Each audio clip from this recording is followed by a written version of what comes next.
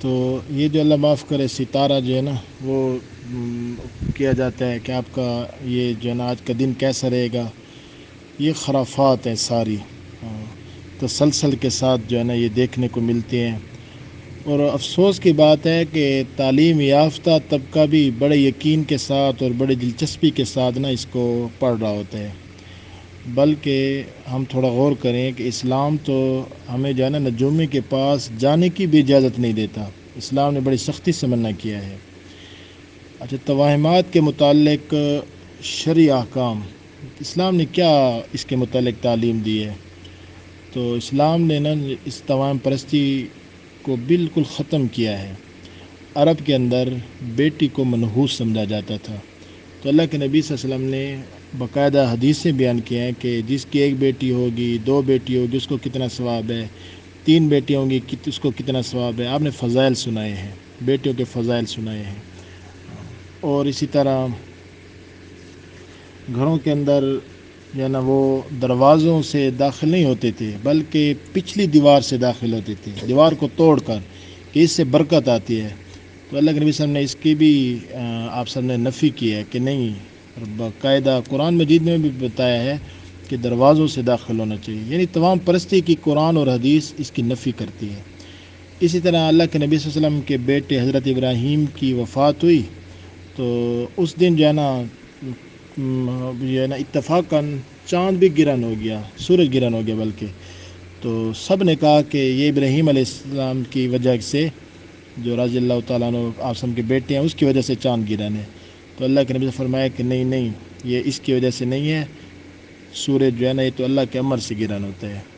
تو اس لیے ہمیں اس باتوں پر یقین نہیں کرنا چاہیے، بلکہ جو اعمال اللہ کے نبی صلی اللہ علیہ وسلم نے بتائے ہیں۔ اچھا، یہ آج کل اتنا ہم سے جو ہے نا ہم دور ہوتے جا رہے ہیں، اب سائنسدان جو ہے نا بتا دیتے ہیں کہ بھئی 1 گھنٹہ چاند گرہن ہوگا، 2 گھنٹے سورج گرہن ہوگا۔ اب ہم کیا کر رہے ہوتے ہیں؟ بھئی چھوڑو، 2 گھنٹے اس نے گرہن ہونا ہے، نہیں، بلکہ ہم تو نوافل میں لگیں۔ اللہ کے نبی صلی اللہ علیہ وسلم نے کیا کیا ہے؟ ہم اللہ سے عاجزی کریں، زاری کریں، جو ہے نا ہمارے گناہوں کی وجہ سے ہو رہا ہے۔ تو ہم بھی بس دیکھ کے نا سائنس سے نا کہ بے بت انہوں نے کہہ دیا گھنٹہ بس چاند گرہن ہوگا، 2 گھنٹے سورج گرہن ہوگا، تو ہم اعمال نہیں کرتے، تو یہ ٹھیک نہیں ہے۔ تو اگر ہم اس پر غور کریں نا تو ہمیں معلوم ہوگا کہ جو بندہ توہم پرستی پر یقین رکھتا ہے نا، وہ حقیقتاً تقدیر پر اس کا یقین کم ہے، یا وہ تقدیر پر رد کر رہے ہیں، کیونکہ کوئی دن بھی، کوئی پتھر، کوئی بشر، کوئی چرند، کوئی پرند، کوئی ستارہ نفع اور نقصان کا خالق نہیں ہے سوائے اللہ کے۔ اللہ تعالیٰ نے خود فرمایا ما اصابک من حسنۃ فمن اللہ، کہ تجھے جو بھی نیکی پہنچے وہ اللہ کی طرف سے ہے، وما اصابک من سیئۃ فمن نفسک، اور تجھے جو بھی برائی پہنچے وہ تیرے اپنے اعمال کی شامت ہے۔ یہ سورۃ النساء کی آیت نمبر 79 ہے۔ اسی طرح عبداللہ بن عمر رضی اللہ تعالیٰ سے روایت ہے کہ رسول اللہ صلی اللہ علیہ وسلم نے فرمایا، جس کا مفہوم ہے، یہ مسند احمد بن حنبل میں روایت ہے، کہ بدفعلی لینا جس شخص کو اس کے کسی کام سے روک دے تو اس نے شرک کیا۔ کوئی بندہ اس وجہ سے کام کو روک دے کہ نہیں نہیں فلانے نے کہا کہ اس طرح نہ کرو، بدفعلی لی ہے اس نے، تو فرمایا کہ اس نے شرک کیا۔ اور ایک آدمی نے پوچھا اللہ کے رسول، اگر کوئی بندہ ایسا کر بیٹھے، کسی نے بدفعلی لے لیا ہے کسی چیز سے، تو پھر کیا کرے؟ تو اللہ کے نبی سے فرمایا کہ اس کا کفارہ یہ ہے کہ آدمی یہ دعا پڑھے، اللہم لا خیر الا خیرک، اے اللہ کوئی خیر نہیں ہے، ٹھیک ہے، تیری طرف سے ہی خیر پہنچتی ہے، کوئی دوسرا جو ہے نا خیر دینے والا نہیں ہے، تیری طرف سے پہنچتی ہے، ولا طیر الا طیرک، اور کوئی جو ہے نا برائی نہیں ہے، برا شگون نہیں ہے سوائے تیرے، ولا الہ غیرک، اور تیرے سوا ہمارا کوئی بھی معبود نہیں ہے۔ تو یہ طیرہ بدشگونی اور بدفعلی کو کہتے ہیں، کہ انسان کسی چیز کے بارے میں بدگمانی کا اختیار کرے اور بدفعلی کا تصور لے لے۔ جس طرح زمانے جاہلیت میں بڑا رواج تھا کہ لوگ جو ہے نا جب سفر پر جاتے پرندہ چھوڑ دیتے تھے، اگر پرندہ دائیں طرف اڑتا تو کہتے یہ سفر مبارک ہے، اور پرندہ ہے دائیں طرف کبھی چلا جاتا، کبھی بائیں طرف چلا جاتا، تو بس آپ نے سفر پر نہیں جانا، یہ سفر آپ کے لیے اچھا نہیں ہے۔ اسی طرح یہ بھی دعا ہے، اللہم لا یأتی بالحسنات الا انت ولا يدفع السیئات الا انت ولا حول ولا قوت الا بک۔ اے اللہ جو بھی بھلائی ہے وہ بھی تیری طرف سے ہے، اور جو بھی برائی ہے یا اللہ وہ اس کا خالق بھی تو ہے، اور تیرے علاوہ کوئی کچھ بھی نہیں کر سکتا۔ اس طرح اس دن بھی حدیث پڑھی تھی، یہ بخاری شریف کی حدیث ہے۔ اصل میں 4 چیزوں سے منع کیا ہے۔ لا عدوہ، فرمایا کہ کوئی بیماری متعدی نہیں ہے، خود بخود نہیں لگتی، اللہ کے امر سے لگتی ہے۔ 10 آدمی کھانا کھاتے ہیں، ایک بیمار ہوتا ہے، اگر بیمار اس سے ہوتی تو سب کو وہ ہو جاتی۔ مریض کو پوچھنے جاتے ہیں، زکام ہے، کوئی اور مسئلہ ہے، 10 ہیں، ایک کو لگ جاتا ہے، تو اس لیے اللہ کے امر سے لگتی ہے، ٹھیک ہے۔ ولا طیاراتا، فرمایا کہ کسی چیز سے بدشگونی لینا کہ یہ پرندہ آ گیا، یہ ہے وہ ہے، نہیں فرمایا۔ ولا حامتا ولا صافرا، یہ آپ سب نے منع کیا ہے کہ بیماری بھی ایک دوسرے سے نہیں لگتی، اس کا بدشگونی کا عقیدہ لینا کسی مخصوص پرندے سے کہ یہ الو جو ہے نا یہ بڑا منحوس جانور ہے، اور پھر آپ نے فرمایا ولا صافرا، اور ماہ سفر کو بھی نحوست کا عقیدہ رکھنا، یہ ساری بے حقیقت باتیں، ان کی کوئی اصل نہیں ہے۔ اسی طرح عبداللہ بن مسعود رضی اللہ تعالیٰ عنہ ارشاد فرماتے ہیں، سنن ابی داؤد میں ہے کہ بدشگونی شرک ہے، شرک ہے، شرک ہے، 3 دفعہ آپ نے فرمایا، اور ہم میں سے ہر کوئی نہ کوئی وہم ہو جاتا ہے، لیکن اللہ تعالیٰ توکل کی برکت سے اسے دور کر دیتے ہیں۔ تو اس لیے ہم جو ہے نا کسی چیز سے بھی بدشگونی نہ لیں۔ اور اسی طرح حضرت ابن عباس رضی اللہ تعالیٰ کی حدیث ہے، یہ بھی صحیح بخاری میں ہے کہ میری امت کے 70,000 لوگ بغیر حساب کتاب کے جنت میں جائیں گے، اور وہ کون ہوں گے؟ جو جھاڑ پھونک نہیں کرواتے، بدشگونی نہیں لیتے، اپنے رب پر بھروسہ کرتے ہیں، تو یہ لوگ 70,000 بندے ہوں گے اور بغیر حساب کتاب کے جنت میں جائیں گے۔ اچھا،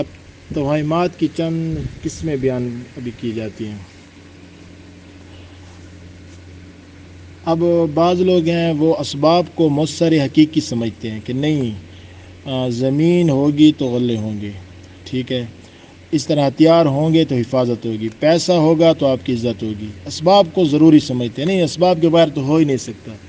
تو یہ بھی غلط ہے، ٹھیک ہے۔ اللہ تعالیٰ اسباب کے محتاج نہیں ہے، اللہ تعالیٰ بغیر اسباب کے بھی سب کچھ کر سکتے ہیں۔ اللہ تعالیٰ نے اسباب کے بغیر اللہ تعالیٰ نے کتنے سارے نظام کیے ہیں۔ اب آگ کا کام جلانا ہے، اللہ تعالیٰ نے آگ کے اندر اپنے نبی کی حفاظت کی ہے، پانی کا کام ڈبونا ہے، اللہ نے اس کے اندر حفاظت کی ہے۔ تو جو ہے نا اسباب کو حقیقی سمجھتے ہیں وہ بھی ٹھیک نہیں ہے، اور جو اسباب کو بالکل غیر حقیقی سمجھتے ہیں کہ نہیں بس آپ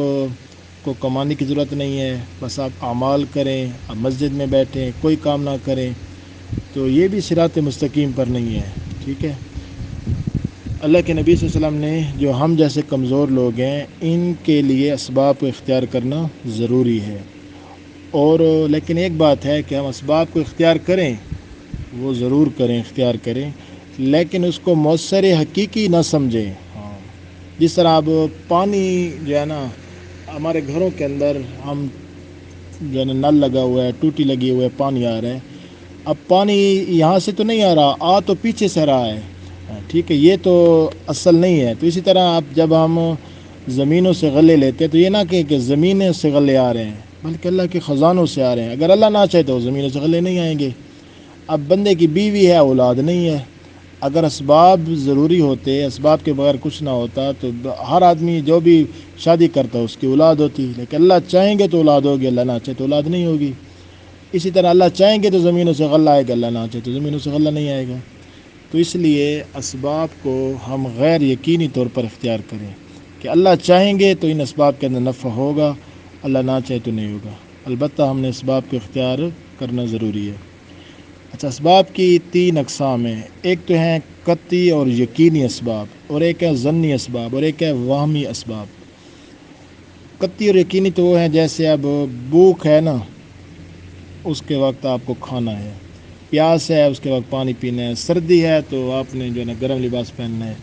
تو ان اسباب کا اختیار کرنا تو فرض ہے۔ یہ نہیں ہے کہ آپ کو بھوک لگی آپ کہتے ہیں میں نہیں کھاتا، آپ کو پیاس لگے میں نہیں پیتا، میں اسباب کو اختیار کرتا نہیں ہوں، تو ان کو ترک کرنا اگر موت کا خوف ہو تو یہ حرام ہے، ان کو ترک کرنا، ٹھیک ہے، یہ توکل کے خلاف بھی نہیں ہے، تو ان کو جو ہے نا آدمی کو اختیار کرنا چاہیے، لیکن مؤثر حقیقی پھر کہہ رہا ہوں کہ ان کو نہیں سمجھنا چاہیے، ٹھیک ہے۔ دوسری ہے ضمنی اسباب، جیسے بیمار کے لیے دوائی ہے یا وہ دم کروا لیتا ہے، تو یہ ظن غالب کا درجہ جو ہے نا اس سے حاصل ہو جاتا ہے، تو ہم جیسے کمزوروں کے لیے تو ان اسباب کا ترک کرنا بھی درست نہیں ہے۔ ہاں البتہ جن کو اللہ نے بڑا توکل دیا ہے، قوت ایمانی ہے، تو وہ ان کو ترک کر دے تو ان کے لیے جائز ہے، وہ بہت چند لوگ ہوتے ہیں، ہر بندے کا یہ کام نہیں ہوتا۔ تیسرا ہے وہمی اسباب، جن میں جو ہے نا شک ہو کہ یہ مفید ہوں گے یا نہیں ہوں گے، تو حصول توکل کے لیے تو ان کا ترک کرنا لازمی ہے، لیکن بعض صورتوں میں ان اسباب کو اختیار بھی آدمی کر سکتے ہیں، جیسے کوئی پتھر وغیرہ باندھنا ہے، منکے ہیں، کوئی اور چیز ایسی ہے، تو یہ وہمی اسباب ہیں، تو ان کو بھی آدمی بعض صورتوں میں اختیار کر سکتا ہے۔ اسی طرح جو ہے نا جھاڑ پھونک ہے یا دم درود ہے یا تعویذ ہے، اس کا کیا حکم ہے؟ تو اس میں جو ہے نا یہ بات اکثر لوگ نہیں بتاتے، یہ آپ کو بتا دوں کہ جس طرح دوائی جو ہے نا اختیار کرنا جائز ہے، کوئی جو ہے نا دوائی کے اندر شفا نہیں ہے، نہ ڈاکٹر کے ہاتھ میں شفا ہے نہ دوائی میں شفا ہے، اللہ چاہیں گے تو دوائی سے شفا ملے گی، اللہ چاہیں گے تو ڈاکٹر کے ہاتھ میں شفا ہوگی، ورنہ کسی ڈاکٹر کے پاس بھی شفا کا ٹیکہ نہیں ہے کہ وہ لگائے اور شفا مل جائے، تو یہ سبب ہے اس کو اختیار کرنا ہے۔ اسی طرح دم تعویذ بھی اسی طرح ہے، اس کے جواز کے اوپر تو پوری امت کا اجماع ہے، البتہ یہ بات ہے نا بہت ضروری ہے، میں تو اکثر بتاتا رہتا ہوں کہ آدمی جو ہے نا ایک تو جو بھی تعویذ دے وہ قرآن کی آیت ہو یا حدیث سے ثابت ہو یا اللہ کے نام ہو، ان تین چیزوں میں سے ضروری ہو۔ دوسرا کوشش کرے کہ عربی زبان ہو، ایسا نہ ہو کہ کوئی اور زبان ہو، ہاں اگر اور زبان میں بھی ہے تو اس کے معنی ٹھیک ہو۔ اور تیسرا دم کرنے والا بھی اور کروانے والا بھی یہ عقیدہ رکھے کہ اس دم میں کچھ نہیں ہے، اصل اللہ کی ذات ہے، شفا دینے والی ذات اللہ کی ہے، اولاد دینے والی ذات اللہ کی ہے، تو یہ دم اور تعویذ ایک سبب ہے، اللہ تعالیٰ اس کے ذریعے بھی شفا دے سکتے ہیں، تو اس پر نا کئی حدیثیں جو ہے نا شاہد ہیں، مفتی تقی عثمانی صاحب نے بھی یہ پوری جو ہے نا بحث کی ہے کہ جو ہے نا اللہ کے نام یا وہ ہے ان سے دم کر کے نا، یہ تو حدیث سے بھی ثابت ہے، آپ سب نے تعویذ جو ہے نا تعویذات لکھنا اور بچوں یا بیماروں کے گلے میں ڈالنا یا لکھ کر پانی میں گھول کر مریض کو پلانا، یہ کئی صحابہ کرام سے اور تابعین سے ثابت ہے۔ ہاں البتہ احادیث میں جن دموں اور تعویذوں سے منع کیا گیا ہے نا وہ مشرکین کے دم تھے، وہ شیطانوں سے مدد لیا کرتے تھے، شرکیہ کلمات پڑھتے تھے، تو اس کو جو ہے نا اللہ کے نبی صلی اللہ علیہ وسلم نے منع کیا ہے۔ جس طرح تمائم ہے، وہ ڈوری جس کو مشرکین جو ہے نا مؤثر بالذات سمجھ کر بچوں کے گلے میں نظر بد کے لیے بچانے کے لیے ڈالتے تھے، تو ان سے آپ سب نے منع کیا ہے، اور سارے علماء کا بھی اس پر وہ ہے کہ وہ چیزیں تو منع ہے، البتہ دوسری چیزیں ان کو مستحب بھی قرار دیا ہے اور جائز بھی قرار دیا ہے۔ اچھا، بعض اوقات مختلف پتھروں کو بھی مؤثر حقیقی سمجھا جاتا ہے، بعض لوگ پتھروں کو جیسے فیروزہ ہو گیا، زمرد ہو گیا، یاقوت ہو گیا، کہ یہ ہماری زندگی کے اوپر اثرات ڈالتے ہیں، تو ان پتھروں کی انگوٹھی بنا کر پہننے میں تو کوئی مسئلہ نہیں ہے، شرعاً جو ہے نا آدمی پہن سکتا ہے، لیکن ان سے عقیدہ رکھنا اس کی شریعت میں کوئی گنجائش نہیں ہے کہ یہ نفع دیتا ہے یہ نقصان دیتا ہے، یہ شریعت میں اس کی کوئی حقیقت نہیں ہے۔ بعض لوگ ستاروں اور سیاروں کو حقیقی سمجھ رہے ہوتے ہیں کہ جو ہے نا یہ جو ہے نا میری قسمت کے اوپر میرا ستارہ گردش میں ہے، نجومیوں کے پاس جا رہے ہوتے ہیں، تو اس کے بارے میں سننے بڑی سخت وعید ہے۔ ایسا فرمایا کہ جو بندہ نجومی کے پاس گیا اور اس سے کسی چیز کے بارے میں پوچھا تو اس کی 40 دن کی نمازیں قبول نہیں ہوں گی، تو یہ بالکل بیٹھے ہیں دموں والے اور ایسے ایسے آپ کو کہانیاں بنا بنا کر بتائیں گے نا کہ بس شیطان بھی پناہ مانگتا ہے، وہ شیطان بنے ہوئے ہیں اور جادو کر رہے ہیں اور اللہ معاف کرے کیا کچھ کر رہے ہیں۔ اور اسی طرح اخبارات میں نا یہ صفحہ بالکل پڑھا ہی نہ کریں، میں نے تو زندگی میں اس کو دیکھا بھی کبھی نہیں ہے، چھوڑیں اس کو، دفع کریں، یہ بھی غلط عقیدہ ہے۔ کہ آج کا دن کیسا گزرے گا، یہ آپ کا ہفتہ کیسا رہے گا، اس کے عنوانات سے جو بھی باتیں لکھی جاتی ہیں نا، اس کا بھی شریعت میں کوئی بھی حقیقت نہیں ہے۔ اور اللہ تعالی ہمیں ان سارے فتنوں سے بچائے، اللہ تعالی بچنے کی توفیق عطا فرمائے۔